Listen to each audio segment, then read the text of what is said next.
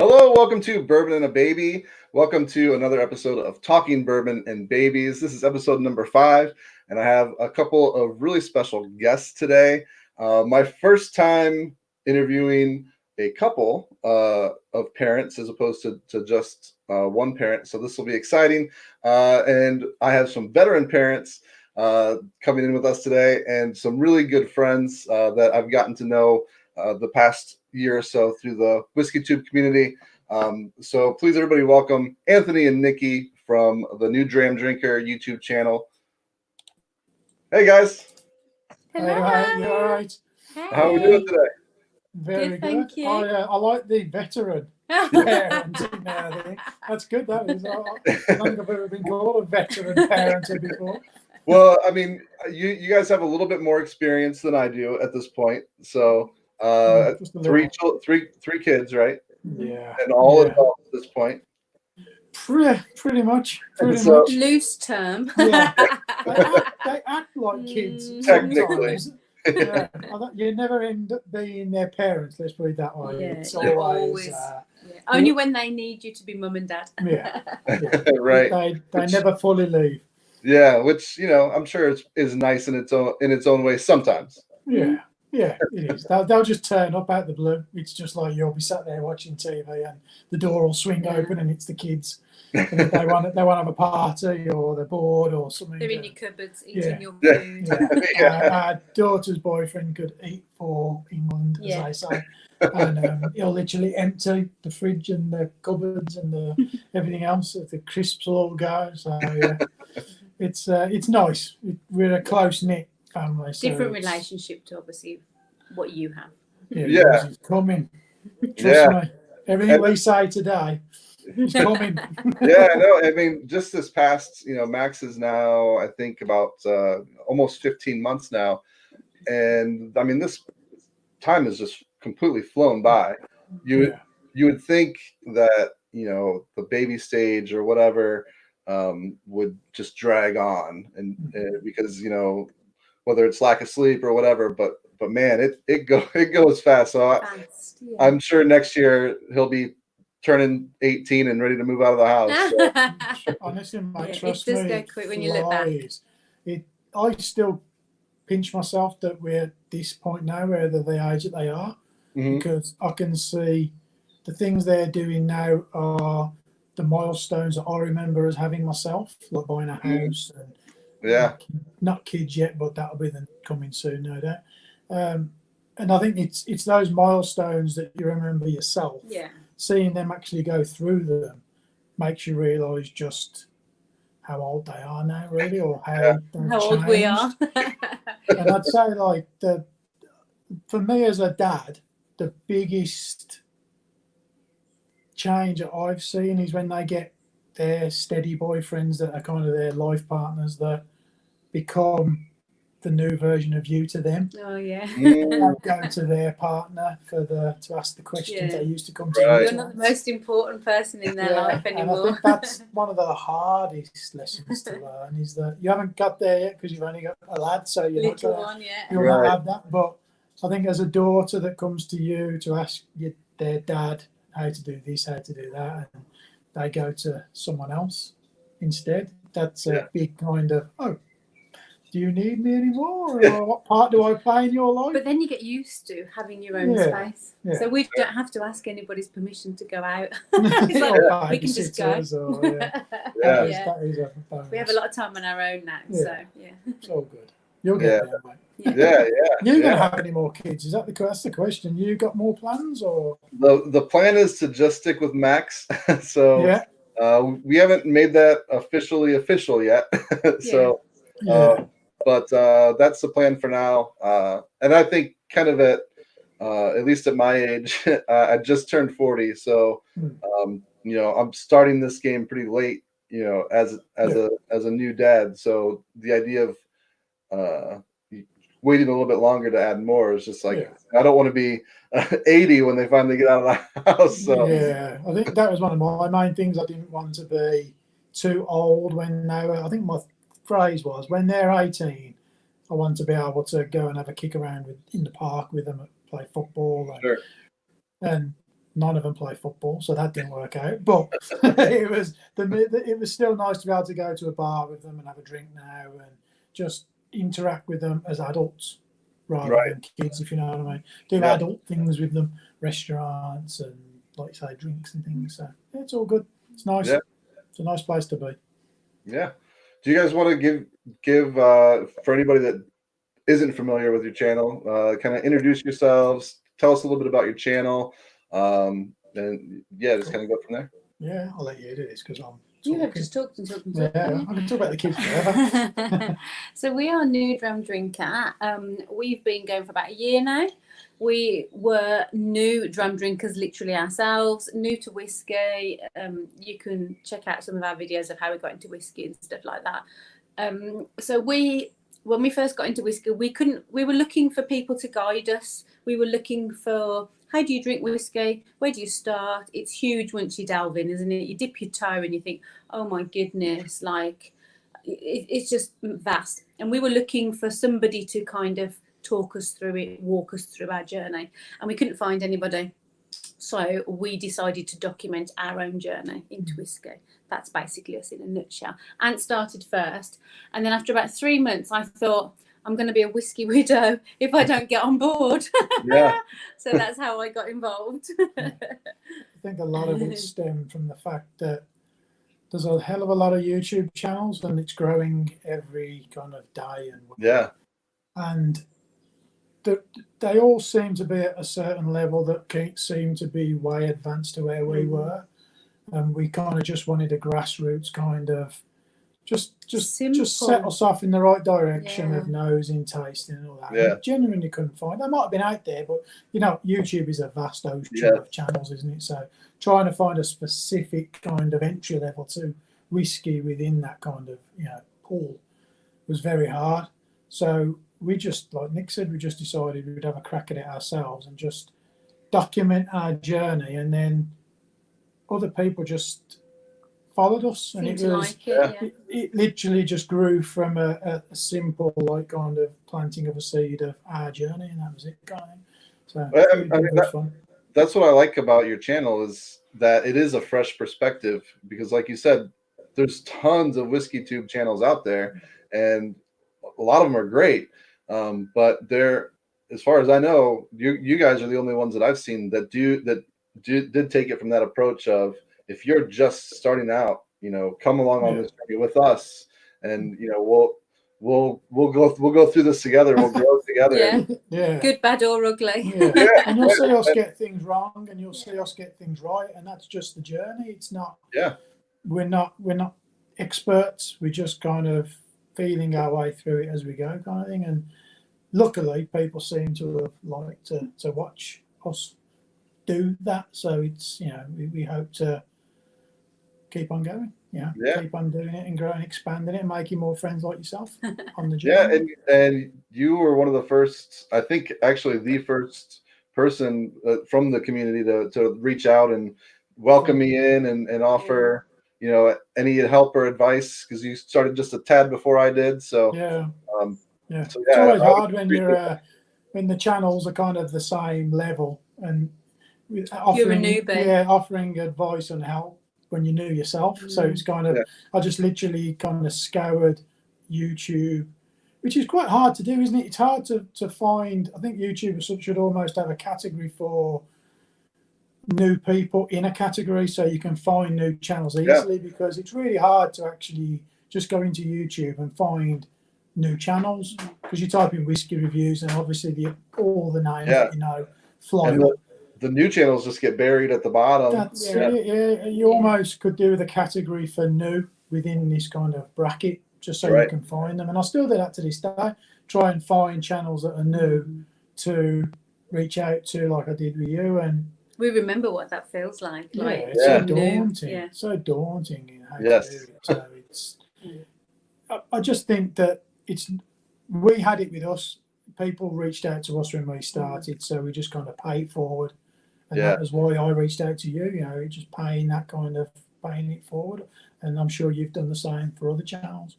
Yeah, it's really cool how nice and helpful and just friendly this whole community is. I haven't had a bad experience with with anybody that I've come across. No, and how often can you say that? Right. Really? Right. Unfortunately, were you surprised at the community that you had around you that you didn't realize was there? Yeah, definitely.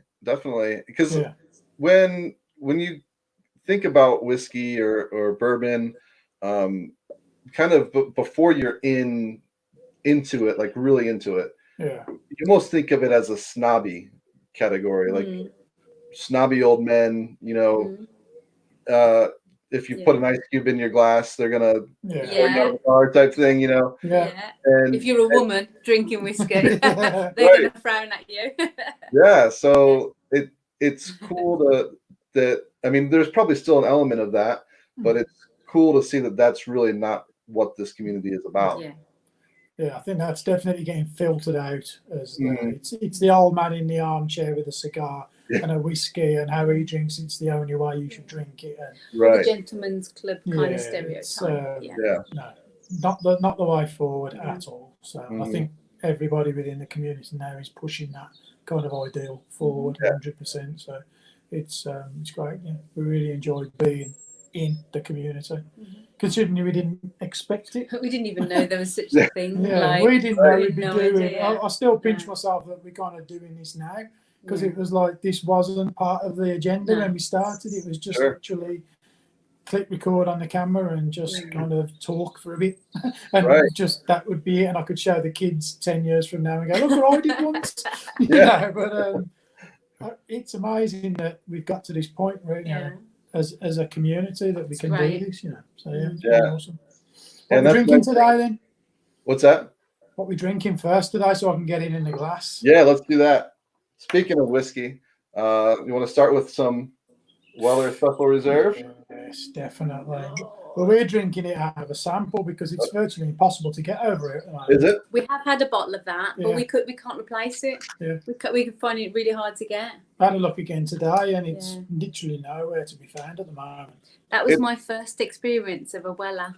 Really? Okay. It was my first ever Weller. Yeah. So it's not like it's harder to get over, at least where I live in my state. It's not impossible. You just kind of have to be in the right place at the right time. I didn't, when we had a bottle of it, because we were given it, to be honest. It was a gift, wasn't it? And from our son-in-law. A family member, And we just kind of drank it without really, when we enjoyed it, and we knew what it was, but we didn't really understand that it was as kind of all going to be as hard to get hold of as it is now. So we just assumed we could just go and buy another Weller. So and I think and those are the mistakes you make as being new to whiskey. You just think that, I mean, we were getting sent sample. I've told the story before. We got sent a sample of Elijah Craig barrel proof. Yeah. And we drank it on a live. You drank it on a live.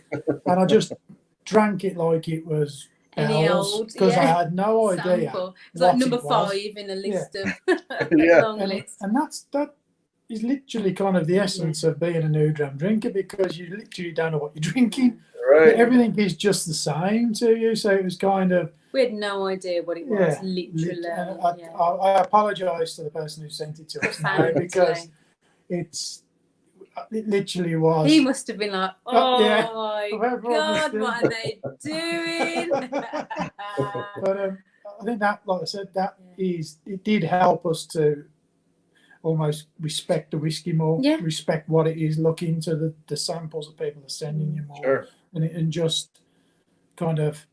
It was not that we didn't appreciate them, but just appreciate we appreciated the fact that they sent it to us. We didn't appreciate what it was they'd sent to us, and I think that's something we've changed now.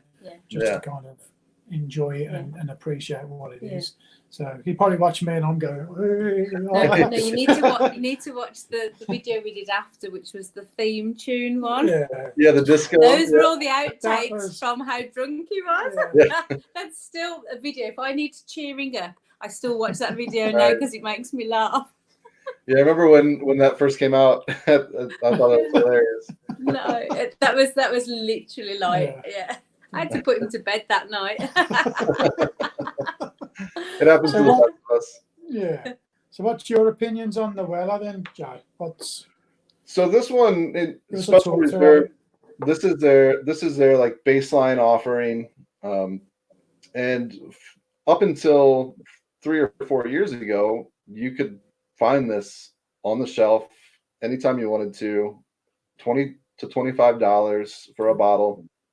And then when kind of more people started to realize that, because of the Pappy Van Winkle boom, Yeah. that this is the same juice as Pappy Van Winkle, just younger and Yeah.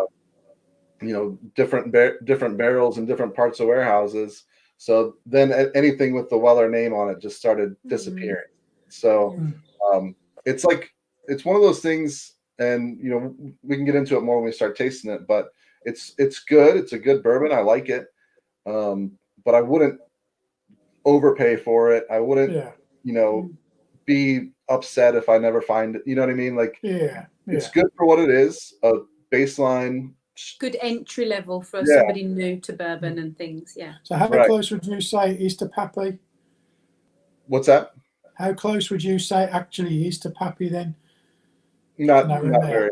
Not very. So you think it's been loosely connected to it because of where It's it just was? really young, isn't it? Yeah. Yeah. So this is, I think they say around 5 or 6 years old. Yeah.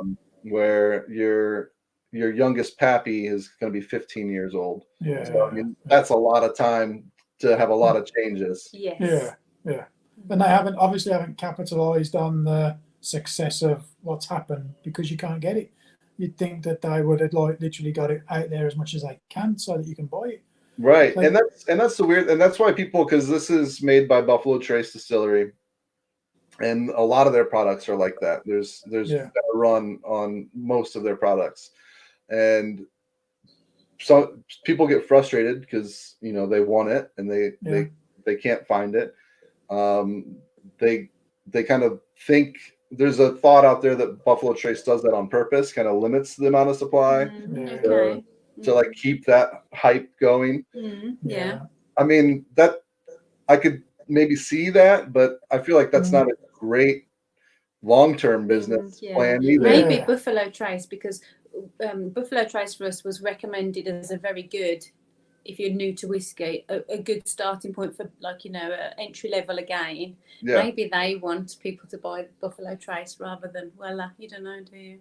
Yeah, and even around here, Buffalo Trace can be hard. Just baseline Buffalo Trace can be hard to find. Can it? Okay. That's cool. So you could get that anywhere here. I could have bought that. You could walk into any supermarket and get Buffalo Trace. Yeah. So I think it just varies on region here. In my state, at least where I'm at, I hardly ever see it on the shelf. Right. But if I go a state over to Indiana, every time I've been over there, I always see it. So I think it's one of those things that varies on region.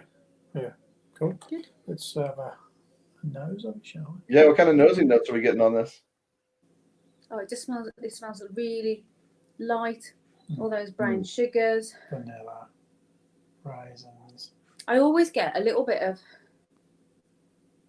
I want to say like the spirit, there's always like just that little, maybe that's because it's so young. Now I know that. Like there's a little harsh tinge, isn't there? Yeah. It is really light though. Like that brown sugar you mentioned, that vanilla. Yeah. I think my biggest struggle with bourbon is that I always get, it's probably one of the main whiskies I get where it's such a strong bourbon note, obviously. Yeah. But I've struggled to ever dig deeper than just that bourbon, the vanillas, the raisins, the sugars. I don't think I've had many yet that have kind of expanded beyond that. It's always that note, because then when I try other whiskies that have been in bourbon barrels, that note is the thing that hits me every time. So I really struggle to get past.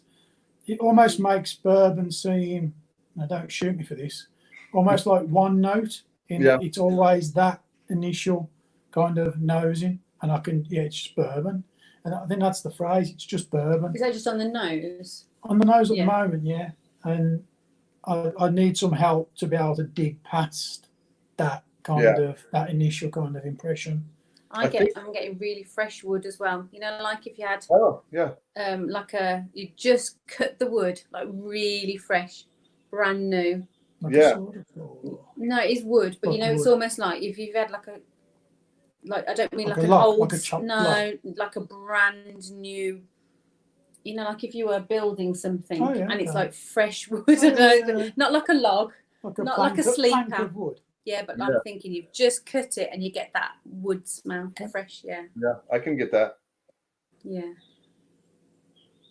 It always is very fresh, isn't it? Yeah. Very outdoors. Yeah. Mm-hmm. I'm gonna jump right in. Go for it. Go for it, my friend. Cheers. Yeah.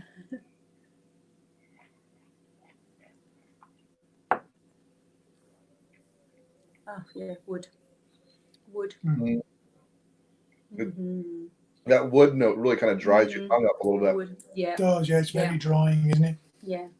Wood, a bit more of a spice element comes through as well. There's a nice little tingle. Yeah, definitely. Yeah, I like that. Yeah, really nice. A lot more spicy on the palate than for sure. I didn't get any on the nose. It certainly explodes on the palate when you drink it. That's really drying, isn't it?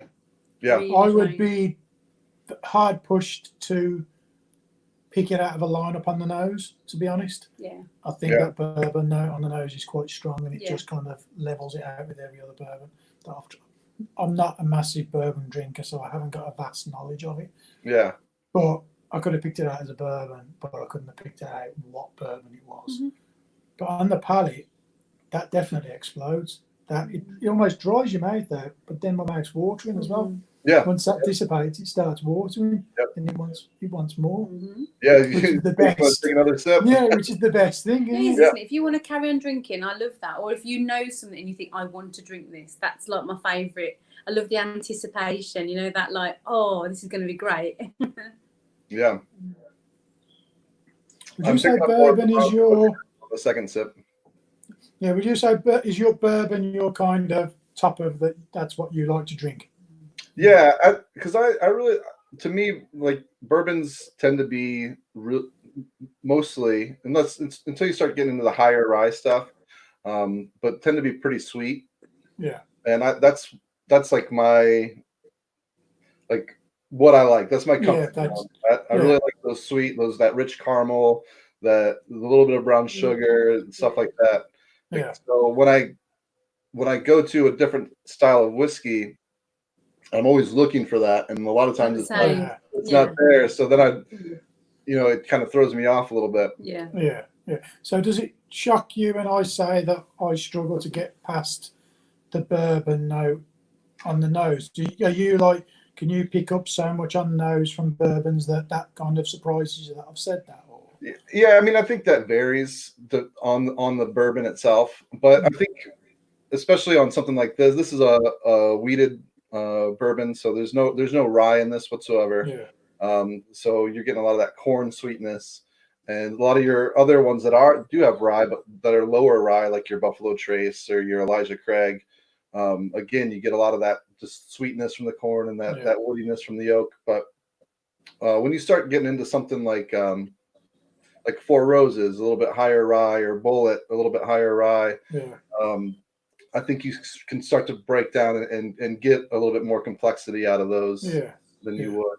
I definitely think it's more of my lack of experimenting with bourbon. We haven't drank enough, maybe. Yeah, I think it's more I just haven't tried enough to kind of be able to expand it yet. Yeah, because anytime I do, I work at a bourbon bar, but we also have a pretty big selection of Irish whiskeys and Scotch whiskeys. And anytime I go and try some of those, I always struggle with my tasting notes on those, because I'm not finding the notes that I'm generally looking for, and it's like all new. I'm trying to figure out what I'm tasting. Yeah. So how do you get along with Scotch that has been in bourbon barrels? Is it almost like a watered down, strange concoction of what you like, or? So I've had like the Balvenie, I think it's their double wood. And that one kind of gives me the most of any Scotch I've tried, the most bourbon characteristics. So like that's the favorite my favorite Scotch that I've tasted. Yeah.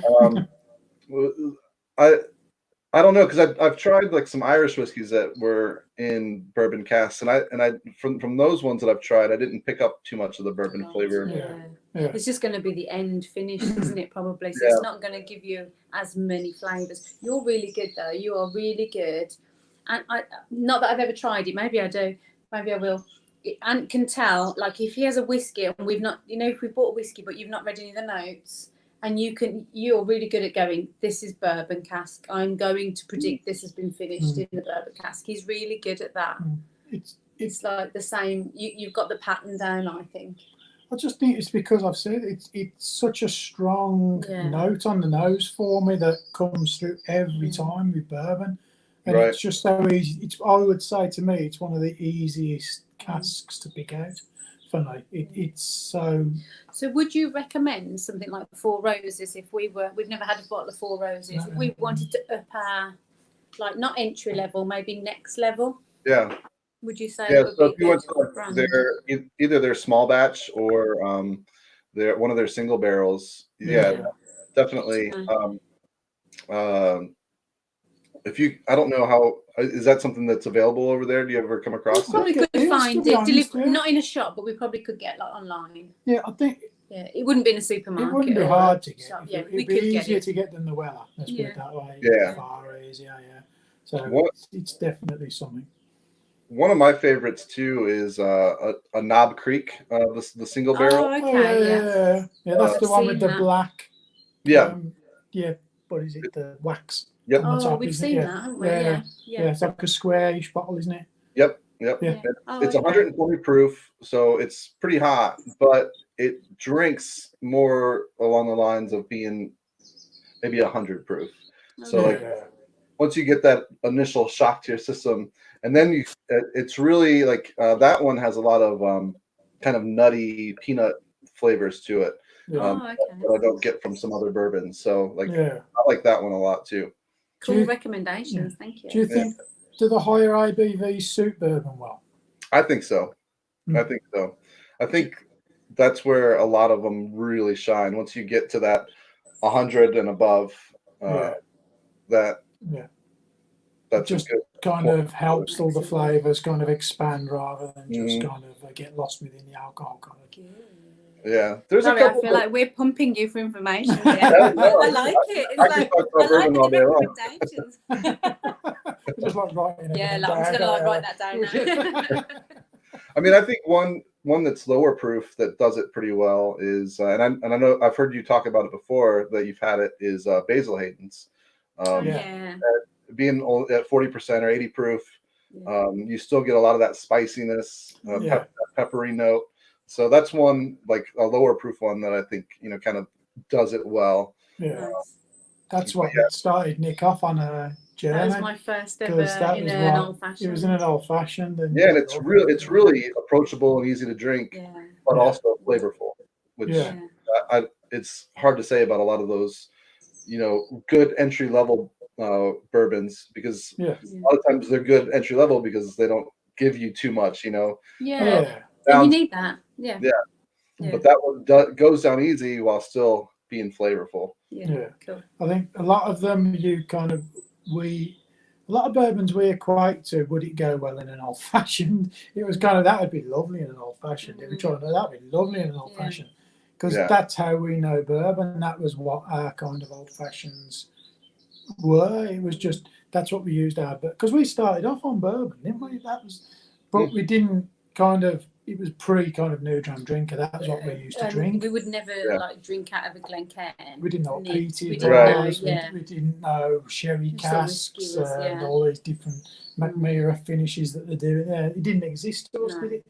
But bourbon was our kind of our into it, but it was all the shop bought ones that kind of with Coke and that kind of that. Because my dad used to drink Jack Daniels, and it was kind of like Jim Beams and all those kind of things. And that's what got us into our kind of bourbon start. But we just kind of veered off, didn't we, all of a sudden for some reason? Don't know why. Just strange, but we did. Yeah, this weather, It's nice. it's isn't nice, isn't Yeah. it? To be honest, I it's like nicer than I remember it being. To be honest, No, I always liked it. Yeah, I think I was probably a bit more into it than you. It's like I said, it's great for what it is. You know, I feel like if you have to overpay for this, then you kind of can question it. But if you're able to pick up a bottle at retail price, then you know this is something that you should open up on your shelf. Grab one. Yeah. Yeah, cool, good. so I bet you can't wait to be able to. Oh, it's a few years away yet. To be able to share a dram with Max when he's a bit older. Oh yeah. That must be the dream. Yeah, and I actually have a bottle set aside just for that. So I remember you saying, yeah. That's so cool. Yeah. So that'll be. I'm sure that'll be the first time he ever drinks. Right, so let me just tell you now. You have to make sure the first time he ever drinks is in your house with you. Yeah. Even if he's underage. I'm not advocating it, but it's going to happen. Yeah. And I'm just going to dive in as mum now. I was a strong believer of bringing your children up to be independent thinkers. That was like my mantra. Don't ask me where it came from. I just thought, I think my own experiences, I happily went off the rails a few times. And I feel like I wanted my children to have their own mind and to not be swayed. You know, we live in a day and age where there is drug abuse, alcohol abuse, you know, all that kind of stuff. And I didn't want my kids, especially because I had two girls first, I didn't want them to be, I wanted them to be strong and be able to think for themselves. So we definitely, I'm not saying we encouraged alcohol, but you know, when you have a family party, and I'm talking the kids are like 14, 15, and they're like, can I have a drink? You know, we were the parents that gave them shandies and gave them a drink. And I was like, you need to know what this tastes like, and you need to know what 2 drinks taste like, and then stop. Because I just thought I needed them to understand this is what alcohol does to your body, and this is how you act. And I'm not saying I wanted them to become hardened drinkers, but I needed them to have a level of responsibility, is what I thought. Because you can't, I would argue with anybody that thinks they can protect their children by saying, oh, my kids are never going to go out and drink. They're not going to do that. My kids are not going to, they're not going to be allowed. I just think you're not setting your children up to be able to cope in our society. Yeah. And that's a really good point. Yeah. I was the youngest. I had 2 older siblings, one 5 years older, the oldest 7 years older. So I got introduced to drinking through them, mostly because I came from a divorced family. So one of the ways when they were in high school for them to sneak around was like, hey, we're going over to my dad's, and then we would go. I would have to get drug along, but we would go to a party instead. So at a pretty young age, I got introduced to that, and I mean, it wasn't in a great setting, but I did learn some lessons about drinking at that early stage, to where when I started to get into high school, when a lot of my peers were first discovering it, I felt like I was like the old man, like being the responsible one.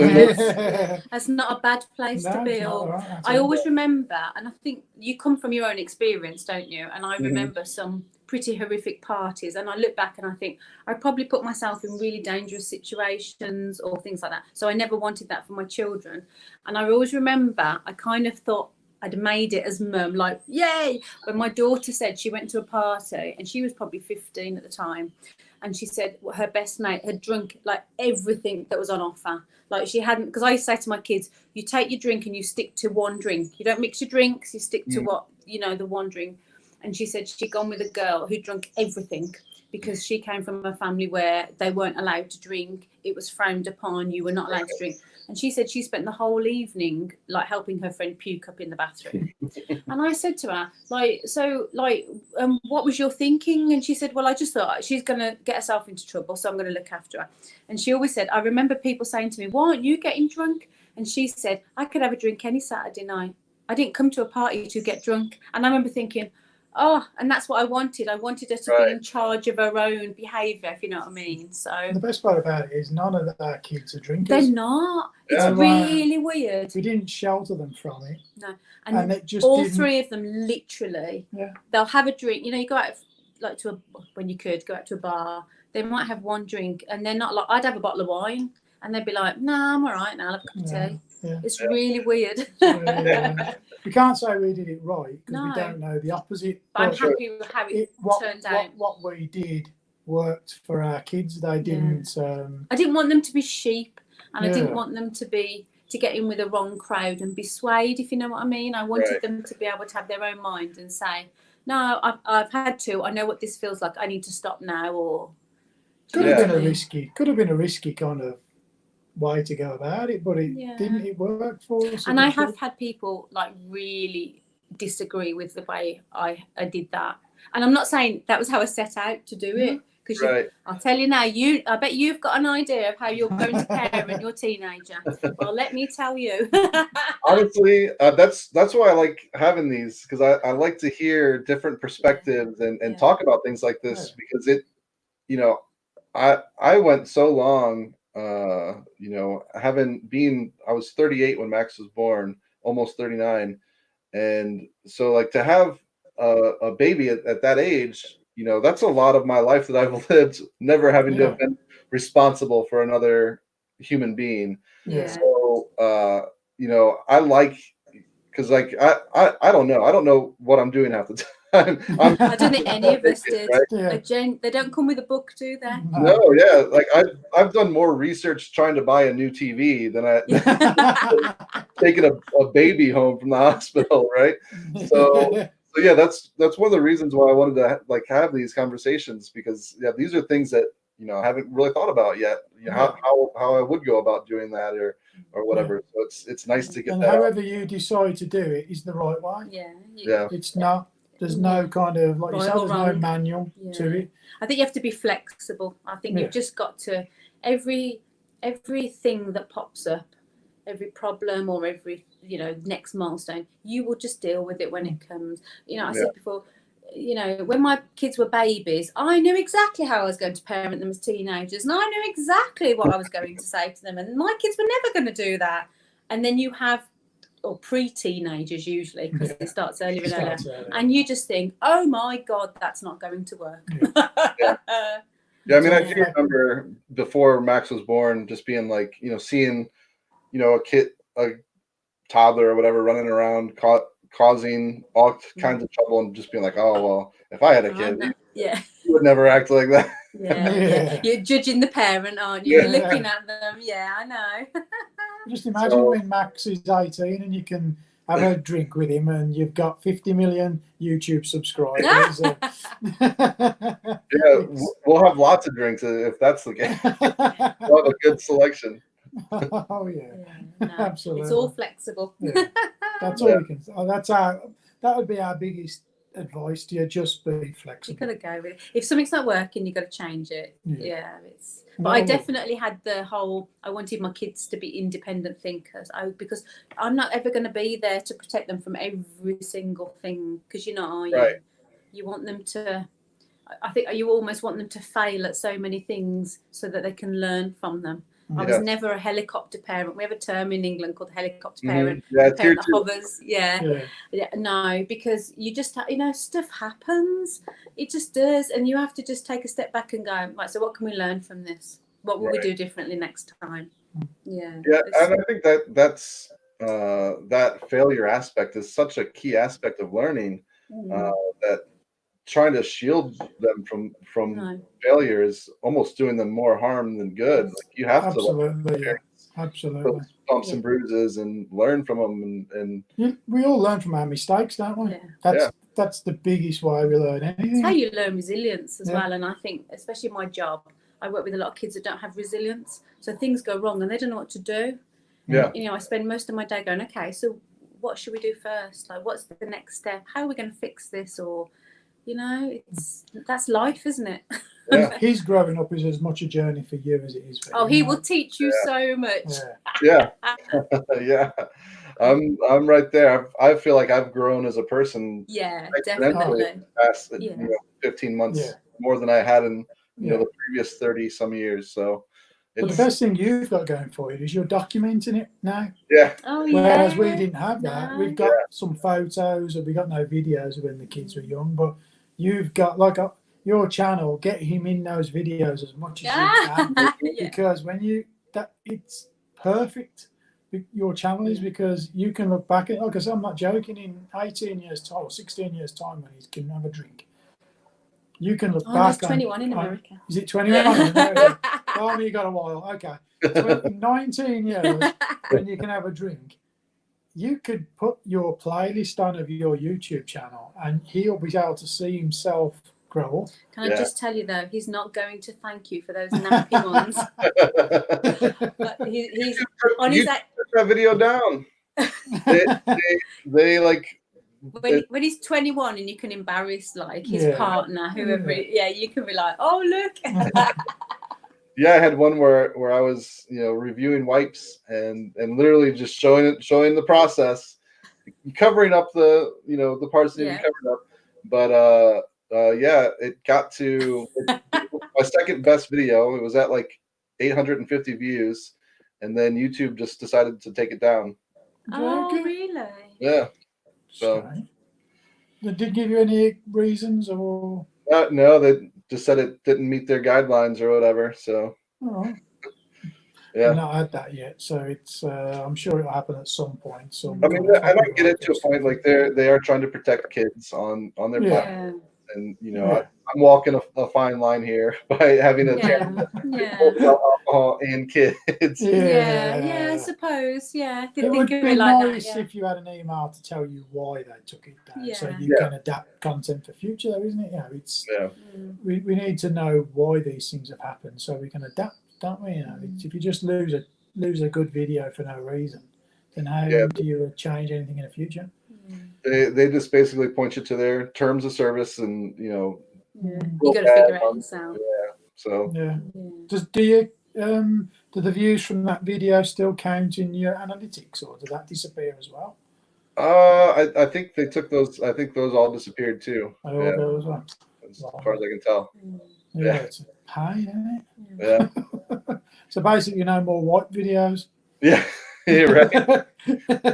And the worst thing was, so I was like, okay, well, I'll just redo it. I'll cut it a little tighter. I'll, make sure it's because I still had all the original footage. Yeah. I had that original footage stored on an old external hard drive, and it just like stopped working. The universe did not want you to do that video. Would have been took down again. That's right. Don't worry. Right. Lots of time. Perhaps do a wipes video when he's 15 on him, and that one might get kept, like acne wipes or something. Revisit it. That's like you said though, that this is all documented. Like that was kind of one of my goals when I set out to make this channel, was that no matter whatever happens, whether it ever grows and does anything cool, I'll always have this kind of watching it grow up through the videos. So you're doing something that many people do YouTube now, but I'm sure you're like us. In our community of friends and family, no one else does it. No.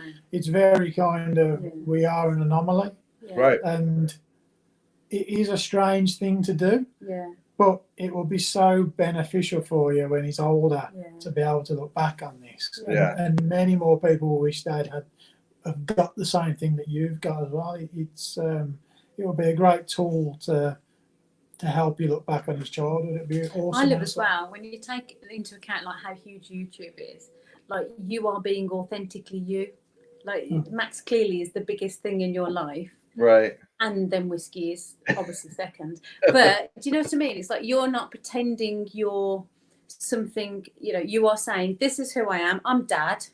This is Max. You're bringing him in. And I still like whiskey. That's like this. We're not pretending to be experts. We're not pretending that we have a huge, vast collection of, da-da-da-da-da. We are saying, this is who we are. And it's really, I like that. I think that's what makes us sort of not stand out, but we are, you know, there are lots. If you want to review a whiskey, you could find 1,000,000 channels reviewing a specific whiskey. But the lifestyle-y type things, they're just a bit more. There's fewer of us, I think. Yeah, I'd say so. Yeah, definitely. It's a good thing that you're doing. I applaud you for doing it. It's good. It's different. It's interesting. Yeah. Yeah, like I said before, it's just it's the whole YouTube thing these days all comes down to what angle you're coming at it from. Yeah. To make yourselves different from everybody else. Then I would say both of our channels are coming at it from a very organic point of view. Yours is to document Max's kind of growing up. And I think what your channel does well is that as a parent, as a man as well, I don't know about a woman, you can comment. It's easy to lose your own persona and identity when you're a parent because you put everything into that child. 100%. Everything goes into just being a parent. And I think the fact that you're showing that you can be a parent, run a YouTube channel, and everything else that you do, and still enjoy whiskey and still keep your kind of hobby going is something that a lot of men and women, would you say? I think as well, you're giving people permission to be themselves, aren't you? Yeah. That's one. So the previous episode of this I had the 4 Dads for Dads podcast. And one of the things they said that was that because one of the things we talked about is there's not a ton of dad content out there. There's a lot of mom content, but if you're looking really for dad specific stuff, there's some, but it's pretty limited, especially in comparison to mom content. And, so yeah, they said that they liked the fact that people that might be into bourbon would also kind of see some of the dad stuff and be like, it's okay to talk about these things and have these conversations and show that side of yourself. Yeah, definitely. I think us blokes are the worst at thinking that we shouldn't ask for help.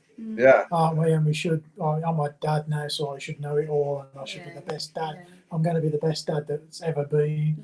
And I think it is a new age where we are reaching out to look for help now, and we are happy to just say, look, I don't know what I'm doing, and I'm going to go to YouTube to help me find my way. And that's what your channel's doing. It's giving people or men like Nick said, the permission to still be you. And that is I definitely lost myself when we had kids. I definitely had no kind of real direction for where I was going. It was just looking after the kids and making sure that they were all, you're trying to be perfect as well, aren't you? You're trying to do it well and say, I can do this, and no, I don't drink. And we're a family now, like we probably always were, but even more so now.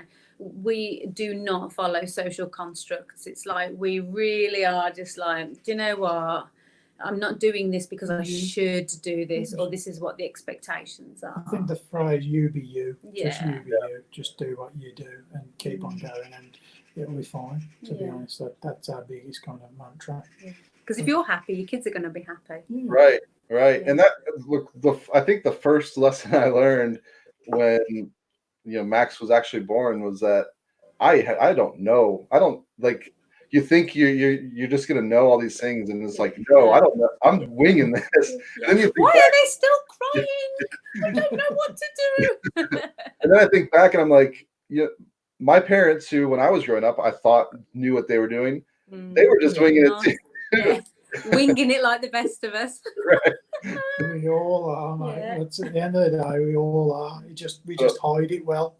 And luckily, the kids are that young; they don't realise. It just seems like you know what you're doing, and by the time they get to an age where they do realise, I can't remember anyway. Well, you do know what you're doing by then, so it all works. I think it was comforting when I finally just was realize that, okay, no, I don't know what I'm doing, but it's okay. Nobody else will love you no matter what, mate. And everything turned out fine. So of course it will. And he doesn't know that you don't know what you're doing. And he'll go through the same struggle when he has his own kids. It's just that life cycle of kind of, that's just the way it works, isn't it? It's just that you'll be able to show him his life cycle Yeah. on Live on YouTube. camera.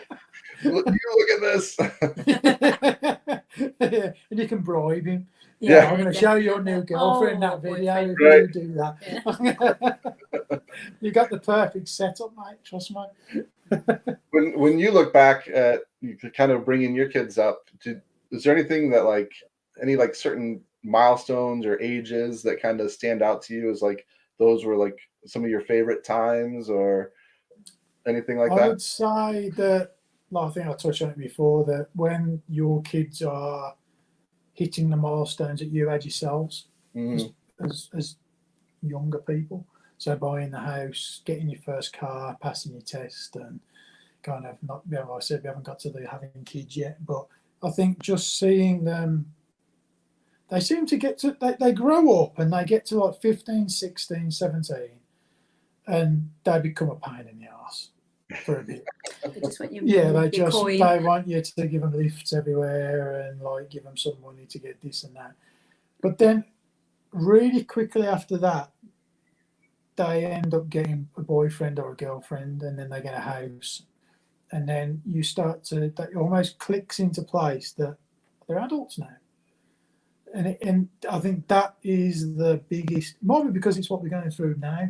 Yeah, I'm going to disagree with that a little bit. Maybe it's because I'm on what I'm going through now, Yeah. where I have been almost not cast to the side, because that's the wrong thing, but they don't look to me for guidance. They look to their partners. Unless something's really wrong, and then they always come to dad. But That probably feels kind of good, even though something's really going wrong. my daughters will go to their partners now for advice. If their partners come to me for advice, I know You're there's in trouble. Yeah. So that's the thing. But what's your one then? So I have and I was a stay-at-home mum for 5 years. So when my youngest, so Jay's 20 this year, my Jay. Great name, by the way. Yeah. Jay. So I think, so I went to work when he was 4 months old. So I'd stayed at home having my girl. So we had our children really close together. That was like my thing. So there's big gaps between me and my siblings, and I didn't want that because I don't have the same relationships. I wanted my kids to be quite close. So we had our 3 children were all under the age of 4. So I had 3 children under the age of 4, which is probably why I'm so grey now.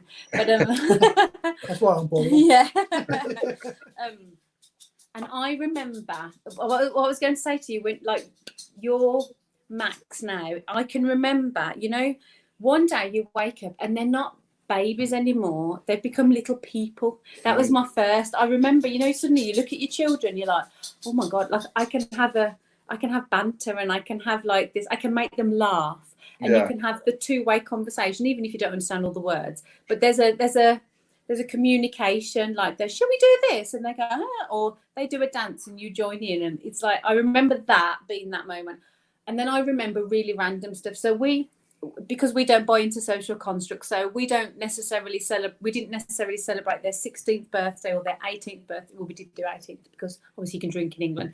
We were very much double figures. So when they were 10 was a big thing in our house, because we just were like, oh, this is a big thing. And I can still remember like decorating the whole of the kitchen.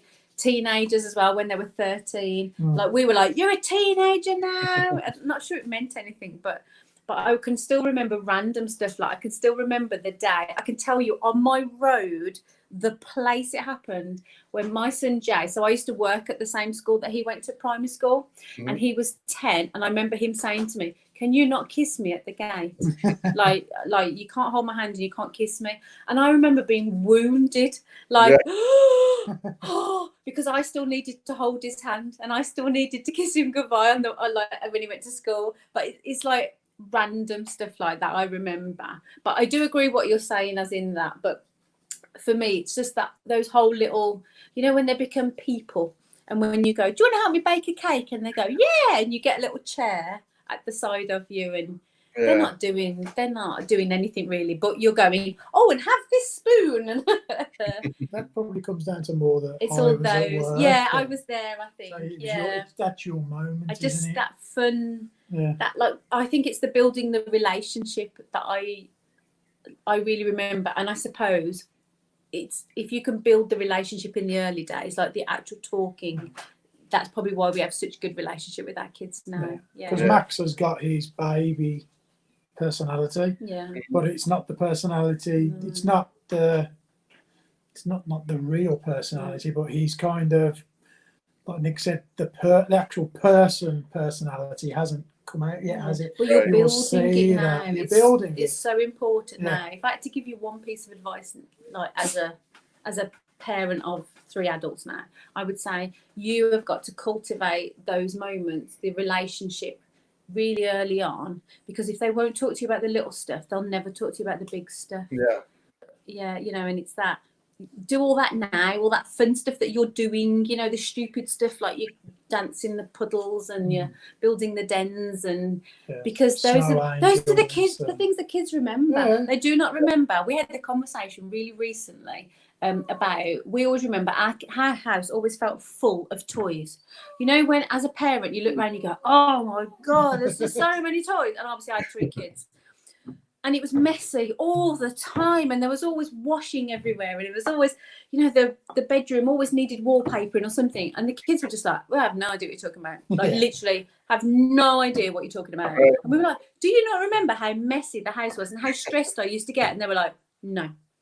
So that's not important. They don't remember that stuff. We always had this hang up about, because we never went abroad. Yeah. We couldn't afford to go abroad when they were younger. So, but we always had this hang up that we hadn't taken them abroad, and we should have done, because that's what parents did. Yeah. And then we talk to them now, and they always remember the holidays, the caravans. Even though they have been abroad now, they remember the holidays that we think were like the lesser holidays. In the forest. And you realise that it is the ones where we were just all together as a family. It's not important. The simple moments, that's what they remember. It's not necessarily the big, grandiose kind of things that you think they will remember. And I think that is, they're as invested in the family, or more invested in the family kind of community than you think they are.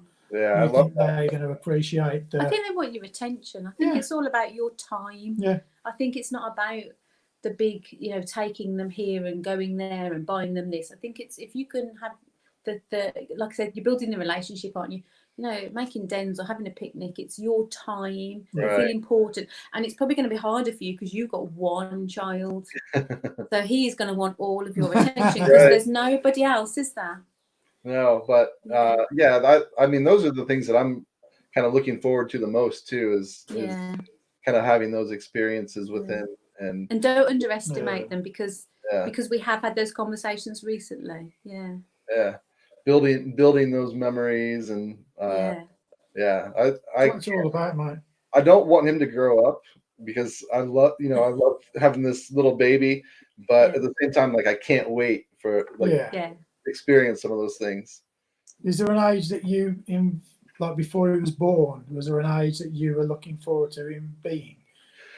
I don't know if there was one in particular, but like, I guess you envision more of like being able to teach him how to play a sport, or so maybe being a little older, like 4 or 5, 6 years old. And I actually have enjoyed the baby stage much more than I thought I would. Initially, I thought that was just something I'd have to get through to get to the next stage, but I don't know if it's because I'm going through this kind of as an older parent, and kind of knowing that, taking the time to appreciate it, which I don't think I would have done if I had been younger, and maybe surprisingly, like, unplanned, maybe had an unplanned kid or something like that, and you're trying to deal with all that. I probably wouldn't have not that things would have been bad, but I don't think I would have taken the time to appreciate all those moments. And I feel like that's the one nice thing about my experience now, is that I really am enjoying it, and knowing that it's not going to last forever, and I'm trying to hold on to it as long as I have it. You can. Do you feel you've changed since he's been born? Or? Oh my gosh, yeah. You got less selfish. Yes, absolutely. And it's like the biggest cliche, because again, not to harp on like me being older when I had him, but most of my friends all, have had. I have people that I graduated high school with that are grandparents right now. So anytime like your friends would have kids, at least with me not having kids, I wouldn't really understand what they were going through, and they would just talk about how great it is, and I'd be like, yeah, whatever, blah blah blah, it's awesome, and I wouldn't think much about it. But then once you do actually go through that yourself, you realize like, oh wow, this is what they were talking about. Like, yes, it is amazing. It's the most incredible thing ever. Yeah. It is. It's a journey, mate. I think everybody's journey is unique as well. So, I'm not saying how we parented is the right way or the wrong way. This is just how we did it. And we didn't have a clue. You just have to evolve, don't you, all the time. Be flexible. Yeah. You're doing a great job from what we can see, mate. You're using all the right baby wipes and all the right nappies. So you're doing a great job. You've got the right attitude. Do you want to drink a little bit more? We've actually got a bottle of this one. Oh, nice. Good. What are your thoughts on Not 40? Honestly, this is not my bottle. I've had it before, but I don't remember much about it. So I'm going to be kind of experiencing this kind of first time, really. Easily buyable around by you, this one? Yeah, it's pretty available. I was really slow into getting into rye whiskeys. My first couple experiences with ryes, I didn't really enjoy them too much. Yeah. And I'm just now starting to kind of get into it and appreciate them for what they are. What was it you didn't like? They always seemed too like overly like bitter and spicy to me initially. There's always a few early on that I did like, and those were usually the ones that were like barely legal ryes, so it was like 51%. Those taste more like a bourbon really than it does a rye. But yeah, I'm starting to kind of slowly get into them more because I'm picking up more of the nuance to them. Really, like, there's a lot of flavor that you can pick up in a lot of ryes. Definitely. We've only had a few, haven't we? A couple. We haven't had many. Yeah, we've only had a couple. I mean, the initial no on this one for me is just like that caramel vanilla. Just like the buttery, creamy. Yeah, it's like a sweet. Yeah, it is. It's like sucking one of those toffee sweets, isn't it? Yeah. Let's see, 43%, so 86 proof on mine here. I'd say it's gorgeous. Comes off kind of light too, kind of like the Weller did. Yeah. So we did a video recently, I think, not trying to plug it, but one that comes out tomorrow. But this nose a hell of a lot different than it did in that video. I think because we let it breathe. The vanilla and the caramel comes through a hell of a lot more. That's all it is. It's like the toffee caramel. Yeah.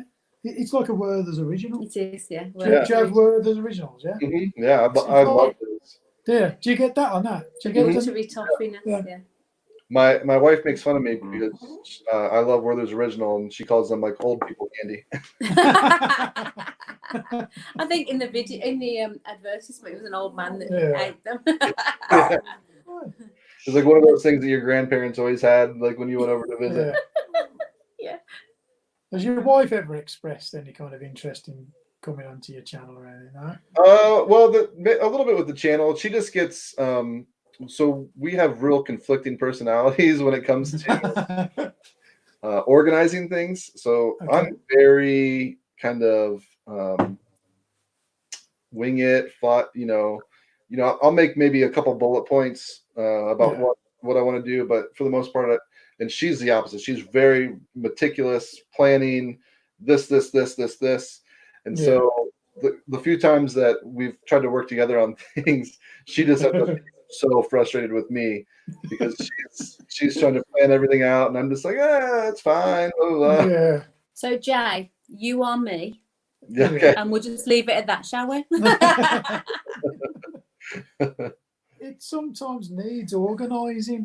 Let's not go there. I didn't bring that up. I just said.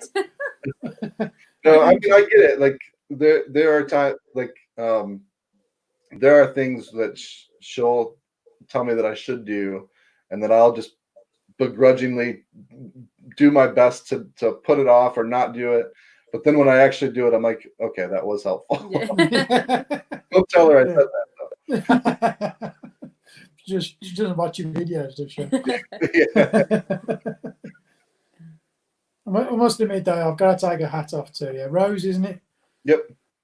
She, with regards to your birthday, she was went all golden out. with that. I mean, She went all out. she was brilliant. I mean, she arranged a lot, So really. much fun. So, I mean, and all without you knowing. I hope you enjoyed it, really do, because, you know, for people who don't know who are watching, Jay's wife, Rose, got in touch with us to ask if we do a video for his birthday, amongst lots of other channels. And she didn't know us. She'd never spoke to us before. She just reached out. And it was one of those ideas that we hadn't thought of before. Yeah. It was I think it just such snowballed, a didn't brilliant idea, to be honest. Just, and we're going to keep doing it for other people. So I think it was a really good idea of hers, to be honest. Really nice to know that she's, even though she's not in the community as such, she still kind of knows that it's valuable to you. Right. Do you know what I mean? I think that's invaluable. Yeah, it really is. So should we drink some whiskey? Yes. Lot 40. Cheers. Yeah.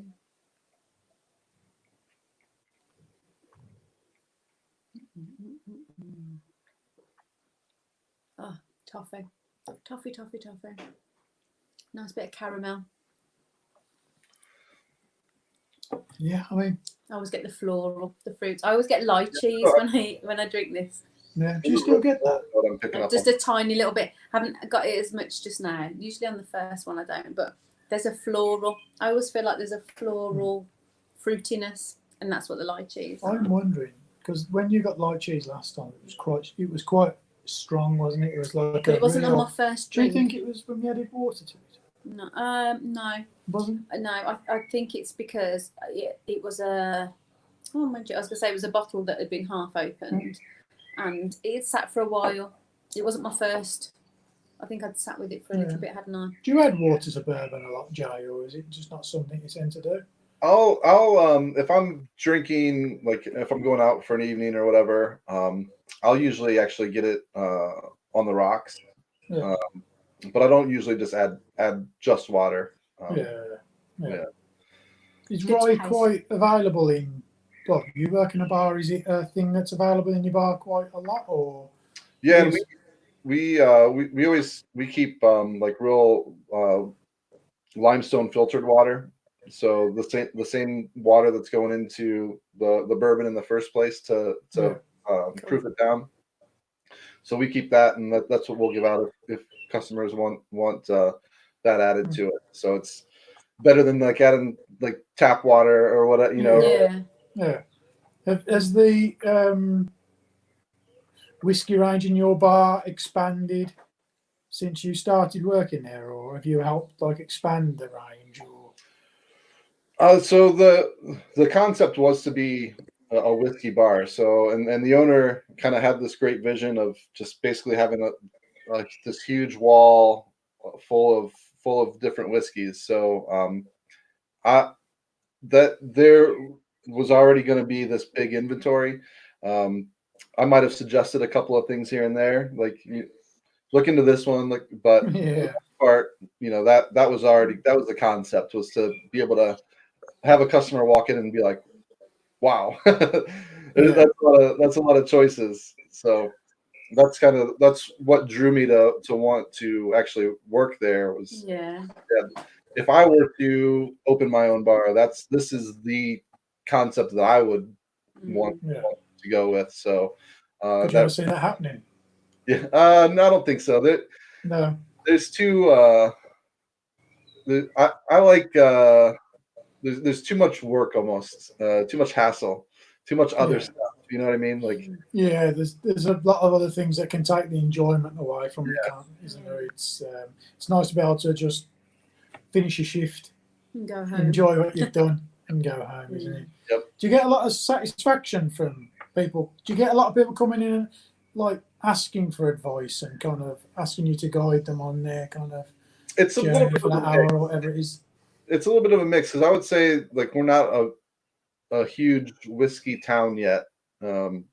So there are there are like regulars that really get into it and know what they want, and maybe they'll ask for advice on something new because they haven't tried yet, which is always fun. And there's people that come in that just aren't interested in it whatsoever. They want their cocktail or we do other spirits as well. It's not just whiskey, which is fine too. But it is, I think it's the most fun when people come in and they are in that new Dram Drinker stage where they're just like, yeah, I'm interested in it. I don't know much about it. What can you help me out with? What can you tell me? And that's what I'm like.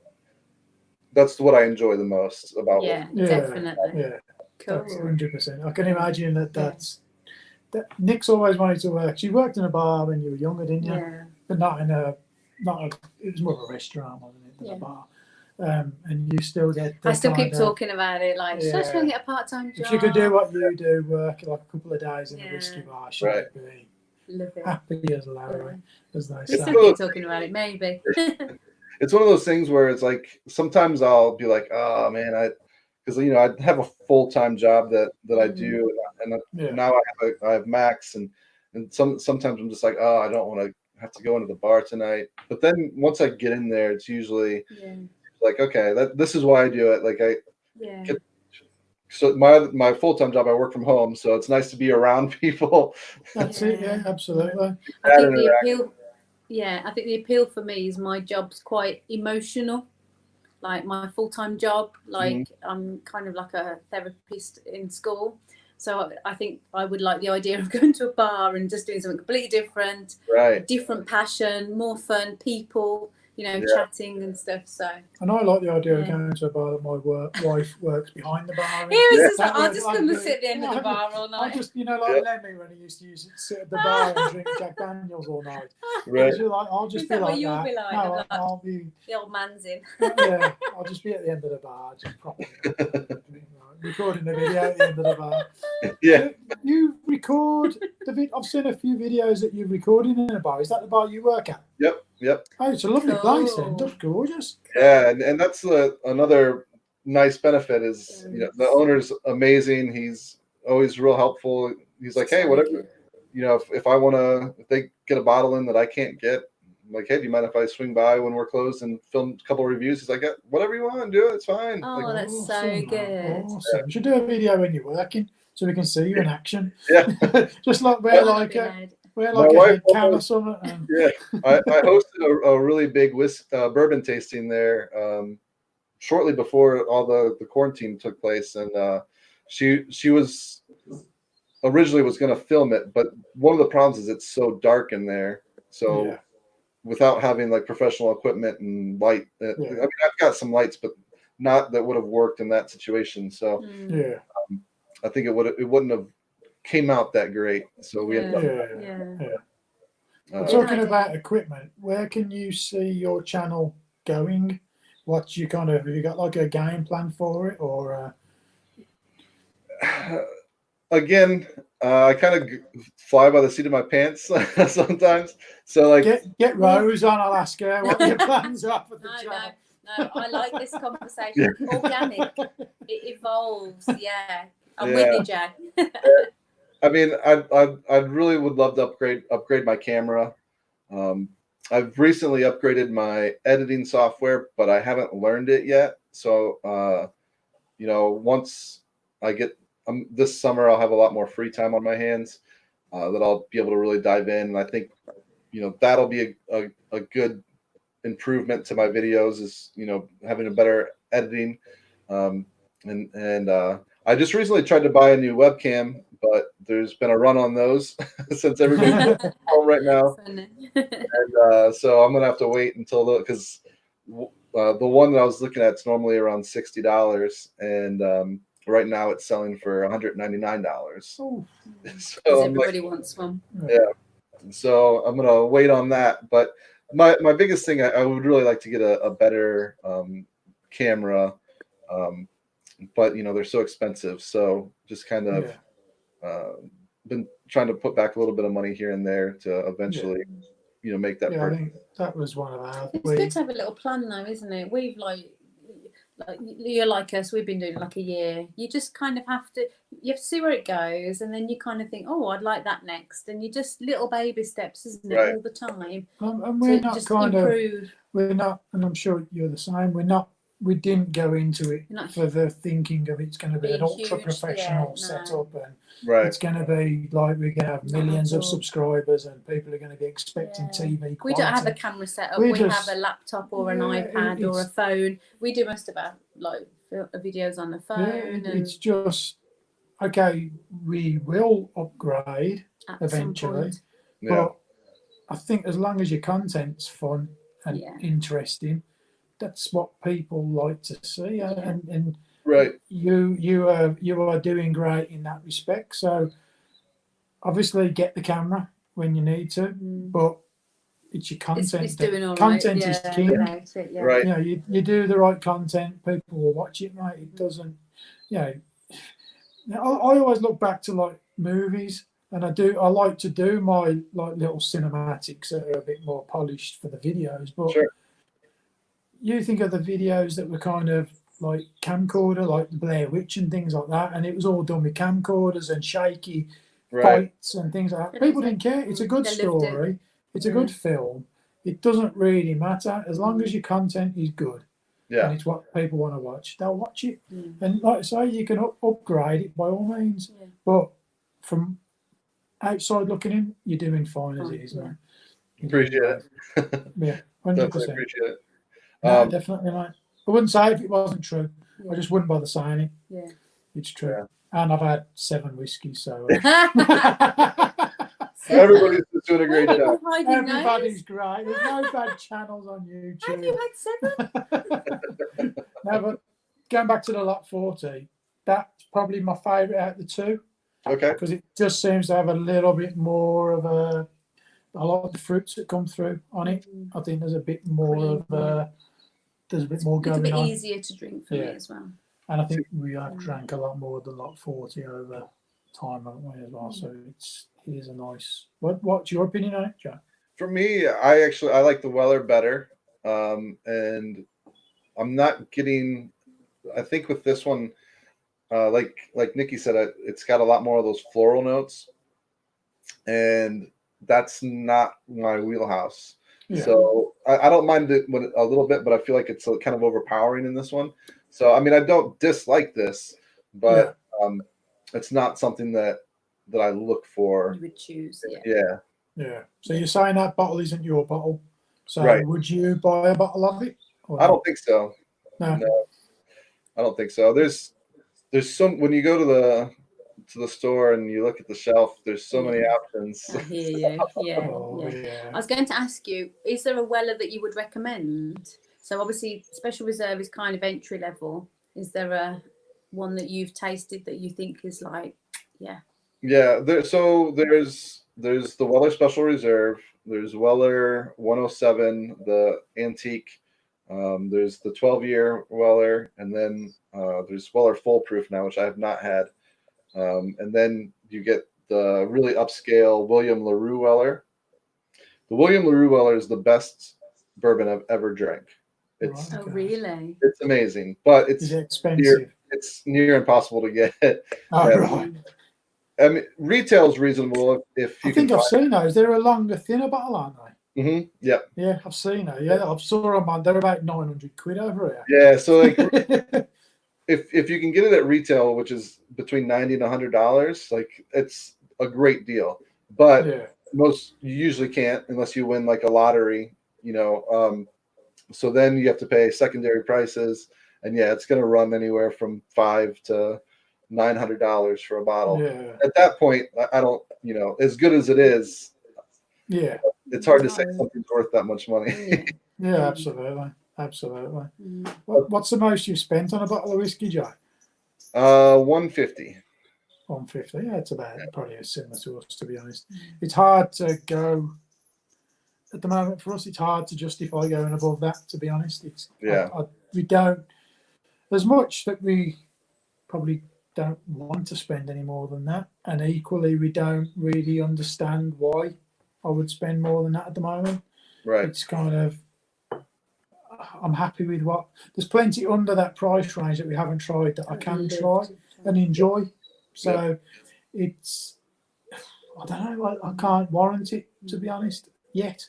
Same. I know people who have, and I'm sure they would rave about how amazing they are, but at the moment, it's all subjective to, you know, if you can afford to go out and pay that much, you know, then awesome, great.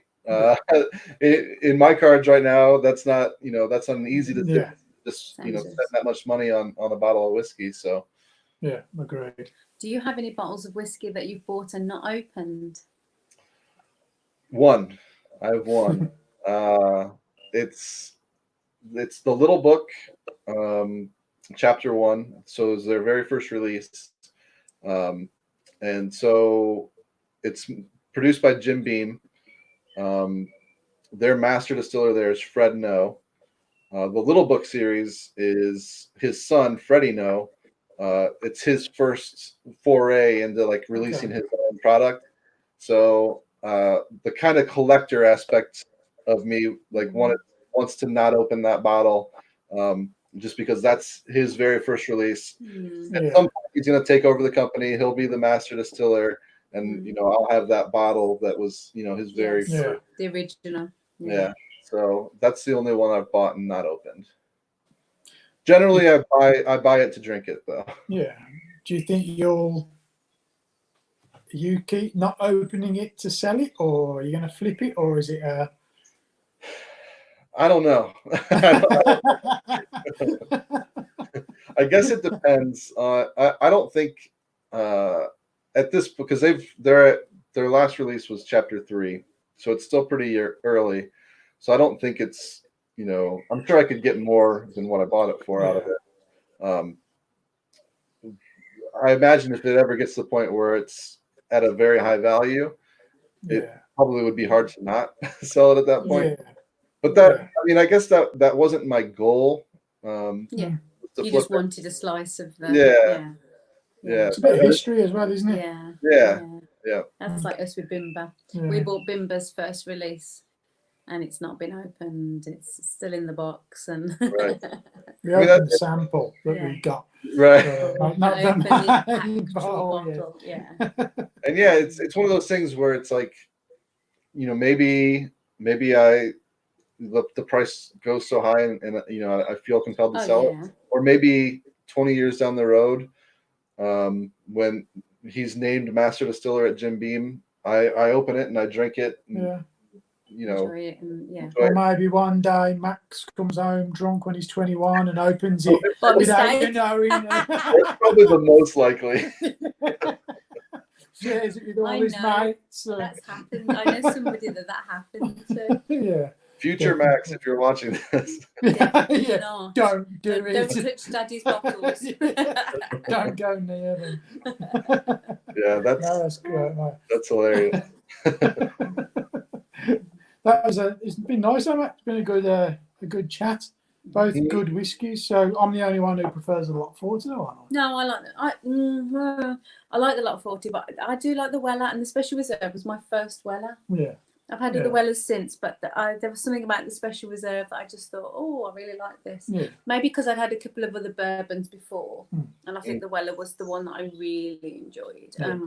I do drink Maker's Mark, but that's because that has a real special meaning for me. So somebody that isn't here anymore, that was his whiskey. So I kind of don't drink that by choice, but it is by choice, if you know what I mean. It's like a thing. It's like a little nod. Yeah.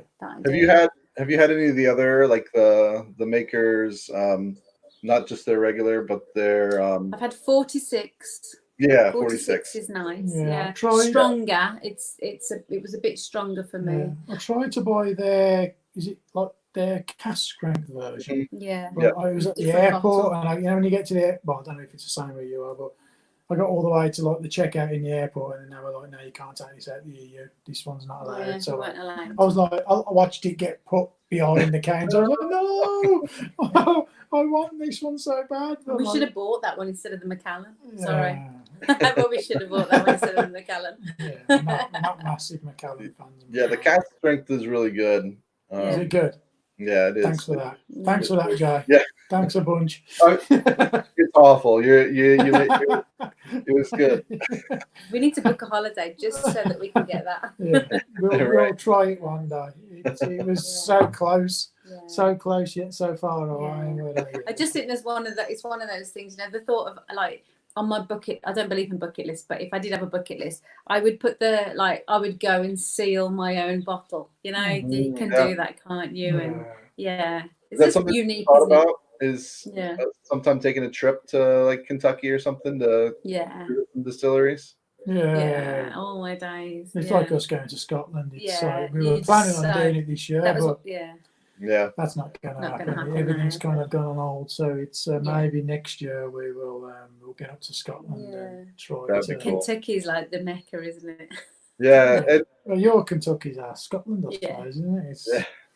So if you guys ever do plan that trip to Kentucky, I'll meet you guys down there. It's okay, deal. But it's doable. Deal. One day, mate. One day. We can't even make it to Scotland, and we can drive there at the moment. So there's not much hope at the moment, but we'll one day. Yeah, that'd be good. It would be cool to visit Scotland. Even though I'm not a huge fan of Scotch whiskey, it's just that it looks so beautiful there. Like and history and everything. Yeah, I mean, like I say, we're literally 5 hours drive from it, and we haven't done it ourselves. So you've done it without me. I've done Edinburgh, but it's not what I class as the kind of Scotland of the distilleries and that kind of. But one day you can make plans, can't you? And then as we've learned from this, things can change, can't they? It's all this year hasn't gone how we thought it would go. Yeah, not that. Which was something I wanted to bring up with you guys, because one of your daughters was supposed to get married, and then this had it. But had to be postponed, unfortunately, because of this. What was that all like? I guess 2 parts. Like what was it like beforehand? Like kind of planning, your first child getting married, like going through that process. I'm sure it was fun. I'm sure it was also kind of emotional. But like, what was that like? And then kind of how much of a bummer was it that it had to, be postponed? Yeah, I can remember. If you go back on my Instagram account, or it's probably on my personal one, I can remember there's a picture of, I did a selfie of Anthony, and I put going to do the most grown-up thing I've ever done. And it was the day we were going to look at the first, like when she was engaged and they were planning a wedding. We went to look at our wedding venue, and it was literally like, I was like, I don't know how do you do this? I've never done this. I don't know what to do. Like it felt like the most grown-up adult thing I'd ever done. Yeah. Shall I tell you a really funny story? So our oldest Amy, so she's been with her fiance. This year it'll be their 10th year anniversary. So she's a bit like us. They were 14 when they got together, and they booked a holiday to Croatia. They do big holidays. They do really big, off the beaten track. They're not a Spain kind of couple. And I can still remember we were in the gym. Ant and I were on the treadmill next to each other. And it was 8 o'clock on a Friday night, and he said he took his headphones off and he said, I need to tell you something. And I remember thinking, what? I'm on the gym, on the treadmill, sweaty, headphones off, and he said, I can tell you now because they're on the plane. Dan's going to ask her to marry her on the holiday. And I remember nearly falling off the treadmill. But the kids had decided. So Dan had obviously spoken to Ant and said, do I have your permission? Even though he's like a son, we love him. Sure. And he was like, don't tell Nick until we're on the plane, because there's no way I could keep that as a secret. If anybody knows me, I don't do lying. I don't do lying. I just say it. I can't. It's just not, But he was like, I can tell you now because they're officially on the plane. And I was like, oh my God. It's like I was running on the treadmill. I thought, where's the It was just I nearly fell off. It was just So in answer to your question, I think we always knew it was going to happen. I think when when they actually got engaged and were planning an actual wedding, I remember thinking, oh my God. Yeah, it was a tough Because one. they're quite young. I think it's been a roller coaster of emotions. Talk about how it was first when we first found out they were getting married. Because you kind of, Dan, who's my daughter's fiance now, he's lovely. He's just invites me to a pub yeah. because he wants to talk to me. And we all know what that means when your daughter's fiance. Well, I didn't know because I wasn't told. Invite you to the pub for a drink on his own that he never has before. But he's so lovely. Like, I got no worries. I can't wish. Nervous? I wasn't. He was. Yeah, I wasn't. Because he knows I'll try and make it as awkward as I can for him. For them both. Good. So it's kind of, you go through that whole emotions of excitement and obviously letting him have the wedding that they want and trying to be there for them. That was quite stressful. Yeah. So just like, because they want everything perfect. Well, Amy, like, she planned everything. She wanted everything perfect. She's very specific. She's very specific. Very like but her attention to detail. Yeah, and Rose. Her attention to detail is almost like even if you can't see what the end product is, you know it's going to be beautiful because she has this huge vision. She went to art college, which probably didn't help because she has this whole, it's got to be coordinated. I know what it's going to look like.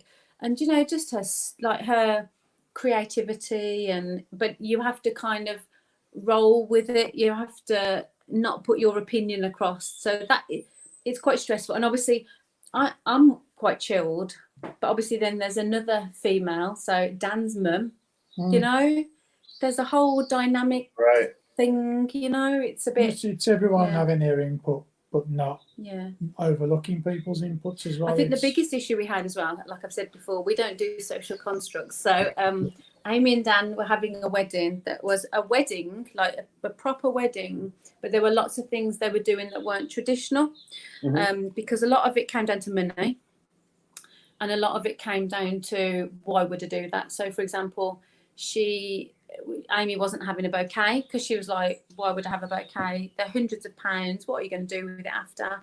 Sure. They weren't having DJs. They were going to do their own money, that kind of stuff. We were fine with that. Lots of other people weren't fine with that. So that you get a lot of issues with that.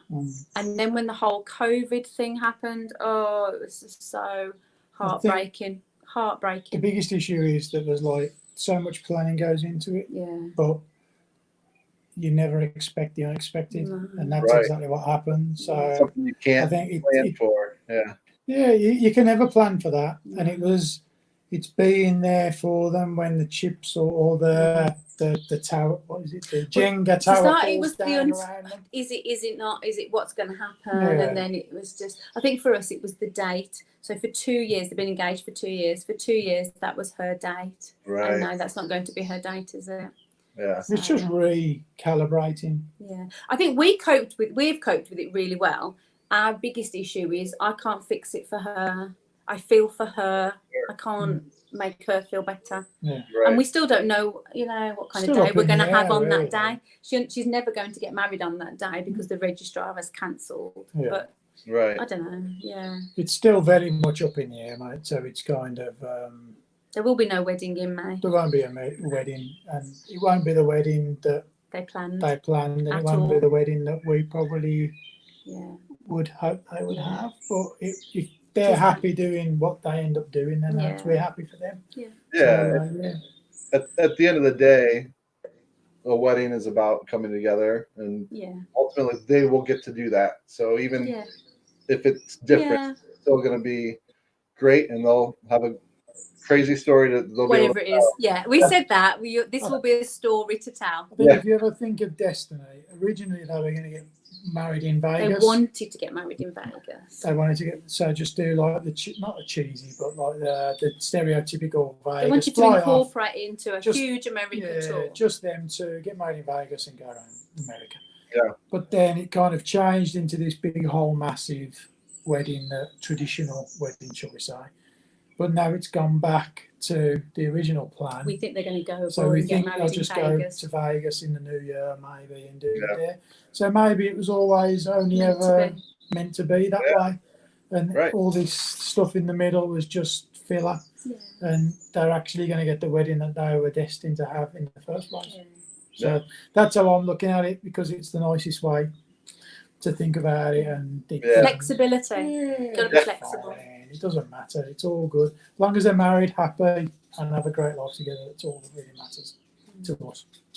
So would they still have like, if they went and got married in Vegas, would they still have kind of like a party when back home for We family? already have a party booked because the venue was booked, and obviously you pay for the venue. Mhm. If you walk away, you lose all your money. So they offered her an alternative date for a wedding, but because Amy had planned a spring wedding in May, they offered her a December date. Well, that's not going to work, is it, baby? Pink and white flowers and pink dresses. And so we've kept the date in December. So we think we're going to have a huge Vegas-style party to cool. celebrate Christmas come wedding. whether they're married by then or not. We're still going to have a huge party, we think. And I've got to dress as Elvis. No, you're choosing. You haven't got I've to. got- You're all right, I'm choosing choosing to to dress dress as as Elvis. Elvis, Yeah. yeah. It's going to be a casino. Yeah. Never want to do things by half. Yeah. So yeah. So we think that's the kind. So there will be a huge celebration of some sort, of some description, Yeah. but it won't be a wedding. Yeah. Yeah. How would Anthony, when it gets to the father-daughter dance, how would you be able to keep that together? Are you waiting? This is really stupid. Yeah, I tend to. He will just be like Elvis. I face adversity and emotion with humour. Take them in. So that's kind of how I deal with every kind of situation. I'm uncomfortable or slightly uneasy. We'll go over the top and do something really I'll random. just be doing Elvis dances or something. Caterpillars on the floor. But and people know that of me, so it's kind of, it'll be almost expected anyway. But saying that, he has got a real softy side. So like the whole walking down the aisle and the speech, and do you know what I mean? I think my take on it would be, I think in front of everybody, I will just do the stupid Elvis thing. But then I'll take her to one side, maybe away from everyone else, and we'll have a nice dance just outside or something, and in the dark, or just on our own, and just have a moment. Yeah. Because I don't need to do public outpours of affection. Yeah. I think it's more the moment where it's just you and the person that you're experiencing. You're getting all deep and meaningful. I know, I'm going to cry in a minute. Joe, what have you done to me, man? But he's like that with all of them. So even like our youngest is a boy, like our son Jay. Like you've got to be affectionate, and you've got to, not do that stiff upper lip, and you can't show your emotions. We're not like that. We are just be dad. Yeah, hugs are big in our family, and it is what it is. It's what they want from you. It's what they need from you. So just be that for them. Yeah. I can't imagine. I know when Max does anything, like any type of small accomplishment, I'm gonna be like waterfalls like that. Yeah. I'm not gonna be able to hold it together. I'm already dreading those moments, because I know Rose will make fun of me because first day at school is going to be really hard for you. That's huge. First day at school. Yeah. And the worst part about it, you probably won't remember them. No. It'll just be You'll be like, oh, there's my dad crying in the corner. Yeah, I will definitely be very embarrassing for him. That's good. No, just roll with it, mate. It's all good. It's if he doesn't appreciate the effort you're putting in now, he will eventually. Yeah. Sometimes it takes him a little bit of time to realise the angle you're coming out from. I think sometimes as well, the kids get really embarrassed, but actually I think deep down they really like it. Yeah. I think so. Yeah. I think they wouldn't tell you that, but I think they're too cool, aren't they? They're too cool. Mom and dad. Mom and dad. Yeah, you're always embarrassing. Yep. Doesn't matter what you do. If you don't do that, then they're like, well, why didn't you? Oh, but I thought you hated it when I did that. Yeah. I always imagine like people like Brad Pitt or like major film stars. I bet their kids still are embarrassed of them. Yeah. I bet they still don't want to watch the films they were in, or it's just embarrassing to watch dad do that. Still dad, isn't it? Yeah. I bet you can't. I don't think it doesn't matter who you are. if you're dad, you're dad. Yeah. And that's it. Or mom, your mom. It doesn't matter. Your kids are embarrassed of you. Full stop. That's like that's the beautiful thing of it. That's amazing. Yeah. They love you either way, so it don't make any difference. It's cool. Yeah. Awesome. Well, I want to start to wrap this up. This has been a lot of fun.